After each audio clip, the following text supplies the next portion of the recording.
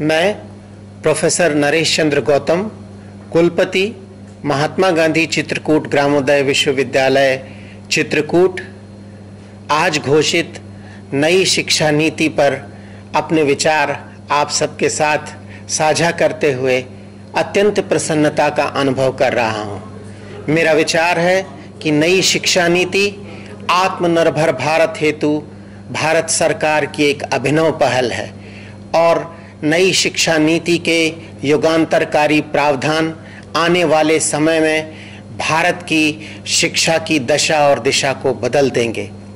युवा भारत की अभिलाषाओं और आकांक्षाओं के अनुरूप भारतीय युवा मानस की शक्ति, युक्ति और कौशल संपन्न बनाने हेतु हमारे दूरदर्शी प्रधानमंत्री और हमारे ऊर्जावान शिक्षा मंत्री की सार्थक पहल का चिर प्रतीक्षित परिणाम है नई शिक्षा नीति 2020, जिसे आज ही कैबिनेट की स्वीकृति प्राप्त हुई है। नई शिक्षा नीति के विविध एवं बहुआयामी प्रावधान एक भारत श्रेष्ठ भारत की कल्पना को संपोषित करते हुए शिक्षा जगत में भारत, भारतीयता और भारतीय मूल्यों की युवाओं में प्राण प्रतिष्ठा के वाहक होंगे, ऐसा मेरा विश्वास है। लंबी प्रतीक्षा के बाद पहली बार सच्चे अर्थों में एक शिक्षा नीति भारत को अभीष्ट लक्ष्य की ओर अग्रेसित करने में मील का पत्थर साबित होगी, ऐसा भी मेरा मंतव्य है। इसके विविध एवं युगांतरकारी प्रावधानों से मैं सर्वथा अभिभूत हूँ। मेरी अब आकांक्षा है कि देश के समस्त बुद्धिजीवी, शिक्षाविद, शिक्षण संस्थाओं के प्रतिनिधि और अभिभावक इस व्यवस्था पर गहन मंथन कर एक सकारात्मक वातावरण का निर्माण करें, छात्रों के मानस को तैयार करें, इन प्रावधानों को सुगमता से लागू करने की प्रक्रिया और प्रणाली पर अभिमत दें, जिससे यह ऐतिहासिक प्रयास शीघ्र ही मूर्त रूप में परिणत होकर वांछित लाभ प्रदान करने में सक्षम हो सके। मैं नई शिक्षा नीति के कुछ प्रावधानों पर अपनी टिप्पणी विनम्रता पूर्वक आप सबके सम्मुख रखना चाहता हूँ। आप सबको विदित है कि अब मानव संसाधन विकास मंत्रालय का नाम मानव संसाधन विकास मंत्रालय ना होकर शिक्षा मंत्रालय होगा। यह बहुप्रतीक्षित पहल होगी, क्योंकि सभी मानव संसाधन विकास मंत्रालय में केवल मानव को एक संसाधन के रूप में देखते थे और जीविकोपार्जन तक ही सीमित रखते थे, लेकिन शिक्षा मंत्रालय यह नाम और संबोधन सर्वांगीण व्यक्तित्व विकास की भारतीय अवधारणा का प्रतिनिधित्व करेगा और इससे पूरे माहौल में बदलाव आएगा। प्रारंभिक शिक्षा मातृभाषा में दी जाए, यह एक और बड़ा प्रावधान हमारी नई शिक्षा नीति में है। मातृभाषा, स्थानीय भाषा या क्षेत्रीय भाषा में व्यक्ति पढ़ने में सुगमता का अनुभव करता है और मूल्यों और अपनी जड़ों से सदैव जुड़ा रहता है और वर्तमान की आवश्यकता जो लोकल के लिए वोकल होने पर प्रोत्साहित करती है, उसके लिए सदा समर्पित रहेगा। इसलिए मेरा मानना है कि प्रारंभिक शिक्षा को मातृभाषा में देने का निर्णय कर नई शिक्षा नीति में एक महत्वपूर्ण बदलाव लाया गया है। मल्टीपल एंट्री और मल्टीपल एग्जिट अर्थात अनेक अवसरों पर पाठ्यक्रम में आना और अनेक अवसरों पर पाठ्यक्रम से बाहर जाने की स्वतंत्रता इस शिक्षा नीति का एक महत्वपूर्ण प्रावधान है। इससे ड्रॉप आउट की समस्या का समाधान होगा और GER, जिसका इस नई शिक्षा नीति में 50% तक ले जाने का लक्ष्य है, उसे भी पूर्ण करने में बड़ी सफलता मिलेगी।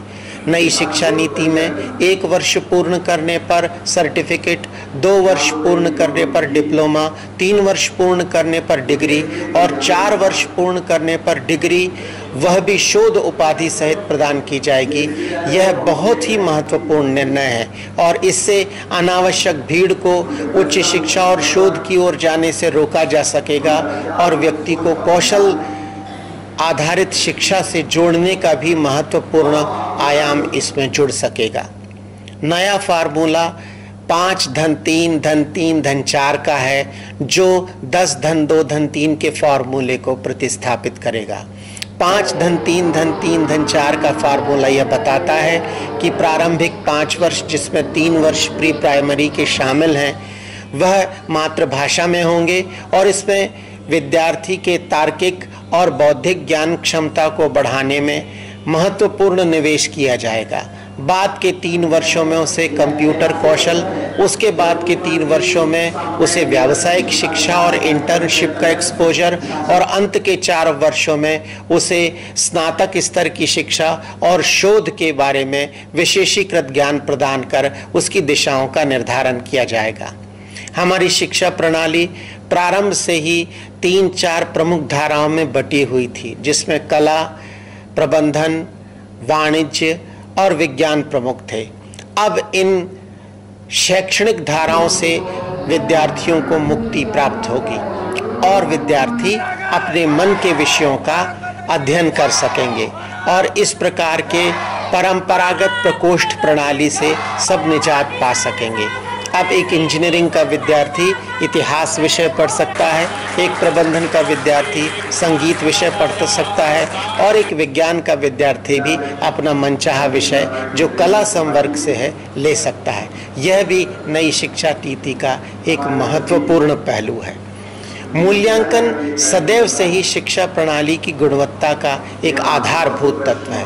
वर्तमान में मूल्यांकन प्रणाली को विस्तार देते हुए केवल शिक्षक के द्वारा मूल्यांकन नहीं, बल्कि विद्यार्थी द्वारा शिक्षक का मूल्यांकन, सहपाठियों द्वारा विद्यार्थी का मूल्यांकन और समाज द्वारा विद्यार्थी के मूल्यांकन से एक परिपूर्णता, पारदर्शिता और सर्वांगीणता आएगी, जिससे कि हमारी शिक्षा व्यवस्था में गुणवत्ता का मूल रूप प्रतिष्ठित हो सकेगा। डिजी लॉकर और क्रेडिट बैंक बनाकर हमने शिक्षा के वैश्वीकरण की ओर एक कदम बढ़ाया है। वर्तमान समय में जिस प्रकार एक व्यक्ति अपनी पूंजी को अपने बैंक खाते में संचित रखता है, उसी प्रकार एक विद्यार्थी अपनी पढ़ी हुई सामग्री को, अपनी जानकारी को भी एक डिजी लॉकर में क्रेडिट के माध्यम से संचित रख सकता है, जिसका उपयोग समय आने पर वह उत्तरोत्तर उच्च स्तर के पाठ्यक्रमों को पूर्ण करने के लिए प्राप्त कर सकता है। वर्तमान समय में प्रचलित व्यवस्था में एक ही संस्थान को गुणवत्ता के लिए अलग अलग निकायों से मान्यता लेना पड़ती थी, जैसे शिक्षा विषयों के लिए एनसीटी, प्रबंधन और इंजीनियरिंग विषयों के लिए एआईसीटी, मेडिकल के लिए सीसीआईएम और कृषि विषयों के लिए आईसीआर जैसे मान्यताई निकायों की शरण में जाना पड़ता है। लेकिन वर्तमान में नई शिक्षा नीति में इन्हें सबको मिलाकर एक निकाय बनाया गया है और इसलिए न सिर्फ सभी मानकों में एक रूपता रहेगी, वरन एक ही संस्थान को अलग अलग पाठ्यक्रमों के लिए अलग अलग मान्यता निकायदायी निकायों की शरण में जाने की आवश्यकता नहीं होगी। इतना नहीं, परख नाम से एक नेशनल टेस्टिंग एजेंसी की भी संरचना की जाएगी, जो विद्यार्थी को उसकी योग्यता और उसकी रुचि के अनुसार आगे पढ़ने के लिए प्रोत्साहित करेगी। यद्यपि इसकी यह जो सिफारिशें होंगी वह बंधनकारी नहीं होंगी, किंतु इनसे विद्यार्थी को अपनी दिशा चुनने में एक महत्वपूर्ण सुझाव, एक महत्वपूर्ण पहल के रूप में एक सुझाव मिल सकेगा। प्रस्तावित उच्च शिक्षा नीति में नेशनल रिसर्च फाउंडेशन की व्यवस्था है। अनेक वर्षों से भारतीय शिक्षा में शोध कार्यों की गुणवत्ता पर प्रश्न चिन्ह लगते रहे हैं, लेकिन वर्तमान में एमफिल पाठ्यक्रम की समाप्ति कर 4 वर्ष के डिग्री पाठ्यक्रम में रिसर्च का विशेष इनपुट और सामाजिक विज्ञान विषयों और विज्ञान विषयों के साथ अन्य विषयों को भी शोध के लिए शामिल कर एक बहुत ही अच्छा वातावरण बनाने का प्रयास किया गया है। नेशनल मॉनिटरिंग मिशन से उच्च शिक्षा की और प्राथमिक शिक्षा से लेकर अन्य आयामों तक की गुणवत्ता सुनिश्चित होगी।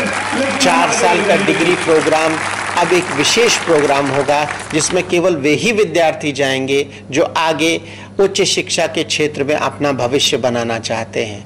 इतना ही नहीं, इंक्लूसिव एजुकेशन की इस अवधारणा में हर एक को अपने योग्यता में अभिवृद्धि करने के वांछित अवसर प्रदान करने का सारे प्रावधान इस नई शिक्षा नीति में किए गए हैं। 34 वर्ष हुए जब हमारे देश में शिक्षा नीति आई थी। उसके बाद अब एक नई शिक्षा नीति आई है जो हमारी आवश्यकताओं के सर्वथा अनुकूल है। आज भारत में शोध की आवश्यकता है, अभिनव उपायों की आवश्यकता है, नवाचारों की आवश्यकता है और युवा श्रम शक्ति को कौशल से सुसज्जित कर उसकी ऊर्जा का उपयोग राष्ट्र निर्माण के लिए करने में आवश्यकता है। मुझे इस बात की खुशी है कि महात्मा गांधी चित्रकूट ग्रामोदय विश्वविद्यालय, जिसे श्रद्धेय नानाजी ने अपने पुरुषार्थ से सृजित किया था चित्रकूट मध्य प्रदेश में मां मंदाकिनी के सुरम्य तट पर, वह पहले से ही इनमें से बहुत सारी प्रावधानों का प्रयोग अपने तौर पर कर रहा है। जैसे मल्टीपल एंट्री मल्टीपल एग्जिट पाठ्यक्रम का उपयोग भारत भर में प्रसिद्ध जो BSW प्रोग्राम जो SDGs पर आधारित है उसमें करके इसने पूरे देश में उच्च शिक्षाविदों का अपनी ओर ध्यान आकृष्ट किया है। विश्वविद्यालय को यह प्रसन्नता है कि ऐसे अनेक प्रावधान जो महात्मा गांधी चित्रकूट ग्रामोदय विश्वविद्यालय में पूर्व से ही प्रचलित हैं, वे इस नई शिक्षा नीति का हिस्सा बनकर अब पूरे राष्ट्र को लाभान्वित करेंगे। मेरा सभी अभिभावकों, छात्रों, शिक्षाविदों और संस्थाओं से अनुरोध है कि अब हम सबकी ये साझा जिम्मेदारी है कि हम लोग यह प्रयास करें कि नई शिक्षा नीति के समस्त प्रावधान किस प्रकार प्रभावी ढंग से पूरे देश में लागू हों, किस प्रकार एक एक विद्यार्थी इससे लाभान्वित हो, इसके लिए आवश्यक सुझाव, आवश्यक कार्य प्रणाली, आवश्यक दिशा निर्देश विकसित करें। हम अपनी संपूर्ण ऊर्जा का विनियोग इस दिशा में करें तो आने वाला कल निश्चित ही हमारा होगा। भारत विश्व गुरु बनेगा, भारत आत्मनिर्भर बनेगा और नई शिक्षा नीति इस सभी के पीछे एक पूर्व पीठिका साबित होगी, ऐसा मेरा विश्वास है। धन्यवाद।